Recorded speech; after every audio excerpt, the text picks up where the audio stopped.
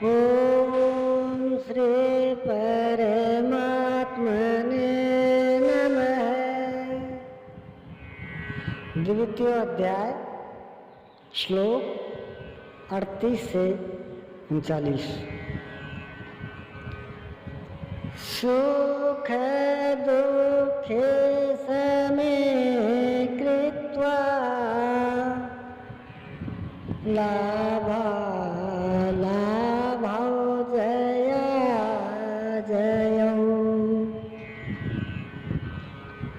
ततो युद्धाय युज्यस्व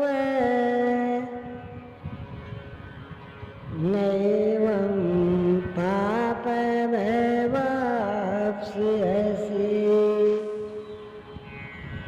इस प्रकार सुख दुख लाभ हानि जय पराजय को समान समझकर तू युद्ध के लिए तैयार हो।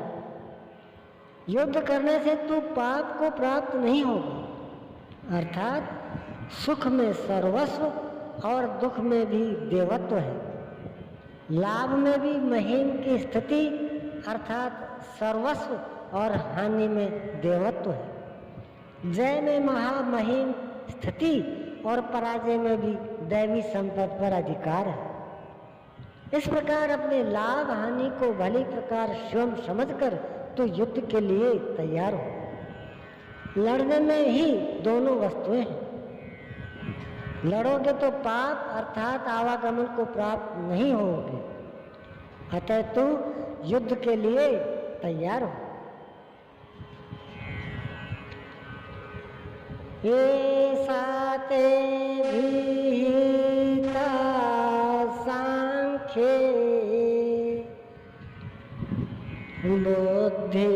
बुद्धिर्योगे त्विमां शृणु। बुद्धया युक्तो यया पार्थ कर्म बंधं प्रहास्यसि।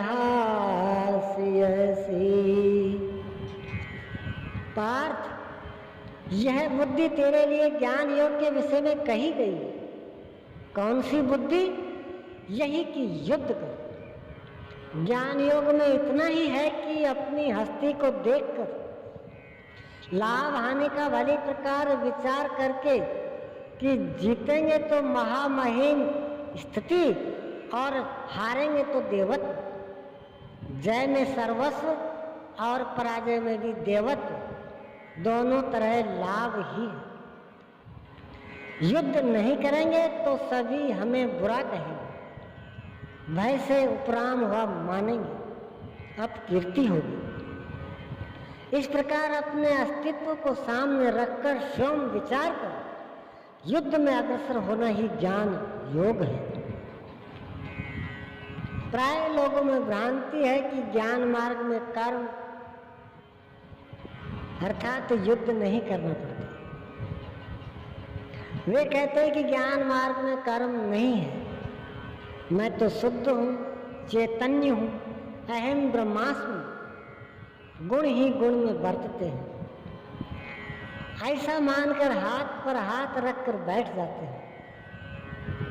योगेश्वर श्री कृष्ण के अनुसार यह ज्ञान योग नहीं है। ज्ञान योग में भी वही कर्म करना है जो निष्काम कर्म योग में किया जाता है। दोनों में केवल बुद्धि का दृष्टिकोण का अंतर है। ज्ञान मार्गी अपनी स्थिति समझकर अपने पर निर्भर होकर कर्म करता है, जबकि निष्काम कर्म योगी इष्ट के आश्रित होकर कर्म करता है। करना दोनों मार्गों में है और वह कर्म भी एक ही है जिसे दोनों मार्गों में किया जाना है।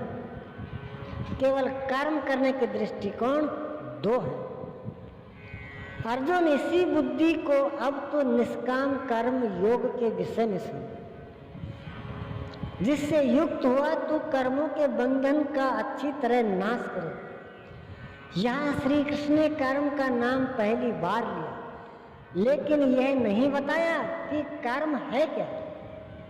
अब कर्म न बताकर पहले कर्म की विशेषताओं पर प्रकाश डालते हैं।